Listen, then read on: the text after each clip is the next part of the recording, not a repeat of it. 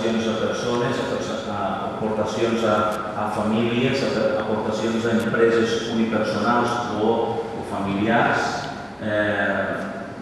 però que no deixen de ser aquelles aportacions puntuals que van anar més enllà.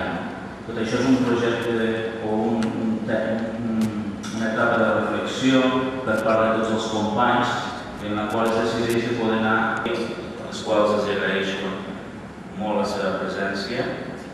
El per què la nostra organització treballa exclusivament a Colòmbia?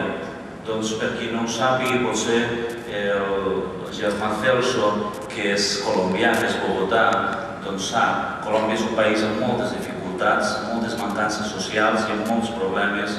Treballen en altres parts del món i, per tant, inicialment i en un pla estratègic que tenim determinat fins al 2011, doncs així ho tenim determinat.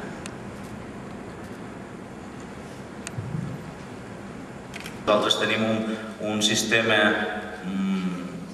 intern de comerç just. Nosaltres agafem artesans colombians, normalment de les ciutats de Medellín i de l'àrea metropolitana de Bogotà, on estem treballant i on estem desenvolupant els nostres projectes, i tota l'artesania que ells realitzen nosaltres la venem a través dels nostres canals, entorn sobretot de les temàtiques que el nostre pla estratègic demana d'educació, cultura i pau, que són el dia de Medellín i que potser és una de les administracions capdavanteres a nivell de tot l'Estat, a nivell de transparència, a nivell de Medellín és un exemple, a nivell de país, i per la qual nosaltres hi estem associats.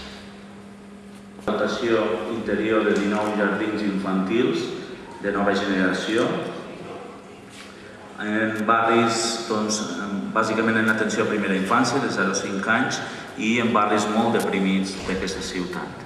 Actualment hem dotat el primer, el vam inaugurar el mes de desembre, i ara aquest any hi ha una previsió de dotar... Aquí es veuen diferents imatges per nosaltres més que assequible, i llavors qualsevol bicicleta allà és molt benvinguda i penso que ens faria més il·lusió un projecte més palpable relacionat amb l'educació. Es destinaran al que més creguin adient i per tant